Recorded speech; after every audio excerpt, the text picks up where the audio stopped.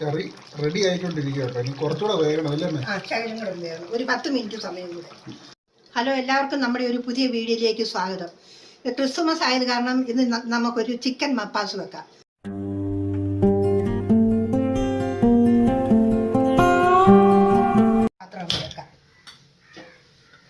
പാത്രം ചൂടാകട്ടെ. ഇനി അതിലേക്ക് നമുക്ക് എണ്ണ ഒഴിക്കാം. ഒരു 100 ഗ്രാം വെളിച്ചെണ്ണ.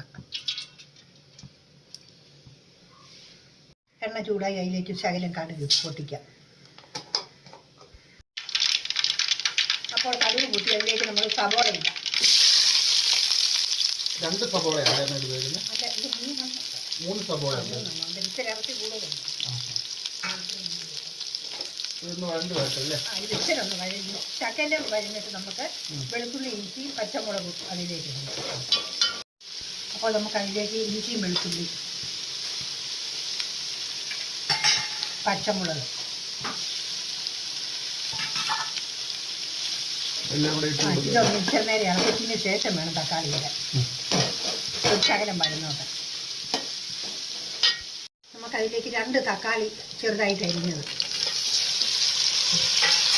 പിന്നെ കുറച്ച് കരിയാപ്പില മതി. ഇനി അത് കുറച്ച് വഴറ്റാം. ചില നേരം വഴറ്റണം. നമ്മൾ ഈ ചിക്കൻ ശകലം കുരുമുളക് പൊടിയും ശകലം മഞ്ഞൾ പൊടിയും കൂടെ ഇട്ട് നല്ലതുപോലെ ഇളക്കി 10 മിനിറ്റ് സമയം വെച്ചു. അതിനുശേഷമാണ് അത് ഇനി കറി വെക്കാൻ പോകുന്നത്. പഴയ പോലെ വീഡിയോ ഒന്നും എടുക്കാത്ത മോനെ, അതേ എന്നാന്ന് പറഞ്ഞാൽ നമ്മുടെ അമ്മ മരിച്ചില്ലേ?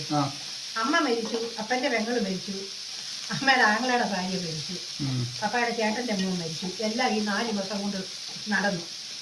അപ്പോൾ അമ്മയ്ക്കൊരു അതെല്ലാം കൂടെ ഉൾക്കൊള്ളാൻ വേണ്ടി കഴിവില്ലാതെ. അപ്പോൾ അന്നേരം നമുക്ക് ഒന്നും ചെയ്യാൻ തോന്നുകയില്ല. അങ്ങനെയാണ് നമ്മളതെല്ലാം നിർത്തിക്കളഞ്ഞു. ഇനി നമുക്ക് ഇടയ്ക്കൊക്കെ തുടരാം. ഇനി അത് വഴന്ന് വന്നിട്ടുണ്ട്. നമുക്ക് അതിനുള്ള പൊടികൾ ചേർക്കാം. ഒരു ശകലം മഞ്ഞൾ പൊടി, 1 സ്പൂൺ മല്ലിപ്പൊടി, 1 ചെറിയ ടീസ്പൂൺ കുരുമുളക് പൊടി. അത് നമുക്ക് ചെറിയ ഒന്ന് ഇളക്കാം.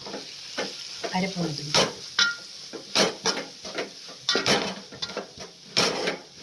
അപ്പോൾ അതിലേക്ക് നമുക്ക് ചിക്കൻ ഇട്ട് ഒന്ന് ചെറുതായിട്ടൊന്ന് വഴറ്റാം.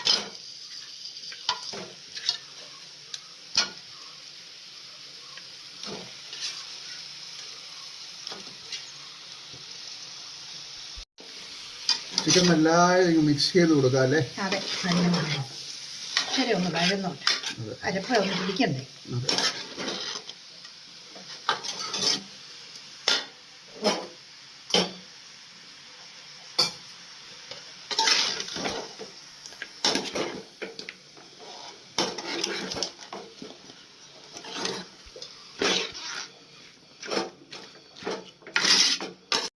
ഇതിലേക്ക് ഞാൻ 1 ഉരുളക്കിഴങ്ങ് ഇടുന്നുണ്ട്. ആ 1 ഉരുളക്കിഴങ്ങ് ഞാൻ ഒരു ശകലം മഞ്ഞൾ പൊടി ഇട്ട് കുക്കറിനകത്ത് ഒന്നടിച്ച് വെന്തിരിക്കുക. അത് ഇതിലേക്ക് ഇടുക. അല്ലെങ്കിൽ അത് വഴന്ന് വരുമ്പോൾ പിന്നെ അത് വേഗം ഇച്ചിരി താമസം ഉള്ളതാണ്. അങ്ങനെയൊക്കെ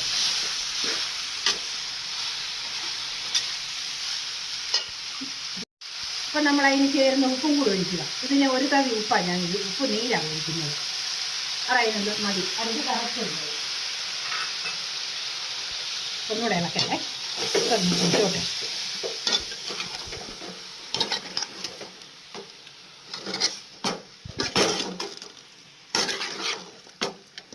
നല്ലപോലെ ഇളക്കി ഉപ്പ് അതിലോട്ട് പിടിക്കട്ടെ.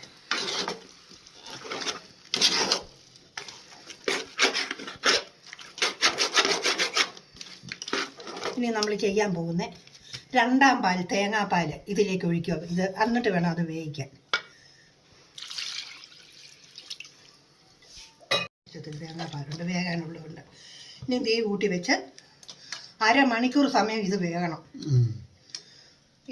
ഈ 2ാം തേങ്ങാപ്പാലിനകത്ത് 1/2 മണിക്കൂർ സമയം ഈ കോഴി വേകണം. അപ്പോൾ നമുക്കത് അടച്ചു വെക്കാം. അടച്ചു വെക്കാതെ വേഗം അപ്പോൾ ഒരു ഇടവേള. ഇനി നമുക്ക് അതിലേക്ക് ശകലം ഗരം മസാല പൊടി ഇടാം. ഈ ചെറിയ സ്പൂണിൽ ഒറ്റ സ്പൂൺ മതി, അല്ലെങ്കിൽ ഭയങ്കര ചുവയായിരിക്കും.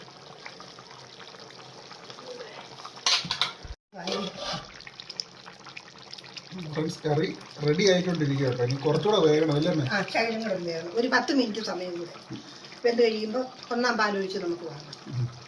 അടച്ചു വെക്കാം, ഇച്ചിരി വെന്തോട്ടെ. നമ്മുടെ മപ്പാസ് നല്ല റെഡി ആയിട്ട് വന്നിട്ടുണ്ട് അല്ലേ? അതെ, നല്ലപോലെ റെഡിയായി. ഇനി തന്നെ അടുത്ത പരിപാടി. ഇനി അടുത്ത പരിപാടി എന്ന് പറഞ്ഞു കഴിഞ്ഞാൽ ആദ്യത്തെ പാൽ എടുത്ത് വെച്ചിട്ടുണ്ട്, തേങ്ങാപ്പാൽ. 1-ാം പാൽ ഒഴിക്കണം. അതൊഴിച്ച് ചൂടാകുമ്പം വാങ്ങണം. തിളച്ചാ പിരിഞ്ഞു. നമ്മൾ ഒഴിച്ചാലോ? ആ, ഒഴിച്ചേക്കാം. കണ്ടു ഇച്ചിരി ചാറ് വേണമല്ലോ. അതെ അതെ ഫ്രണ്ട്സ്, നമ്മൾ അപ്പത്തിൻ്റെ കൂടെ കഴിക്കാൻ വേണ്ടി നമ്മുടെ മപ്പാസ് റെഡിയായി. ഇനി നമുക്ക് അതിലേക്ക് കുറച്ചിട്ട് വേണം ഒഴിക്കാൻ. 1-ാം പാൽ ഒഴിക്കാം.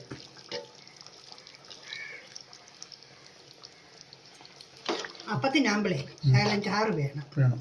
അതിനാണ് ഇത് ചെറുതായിട്ട് തിളച്ചാൽ മതി അല്ലേ? ചെറുതായിട്ട്, അല്ലെങ്കിൽ പിന്നില്ലേ പിരിഞ്ഞു പോകും.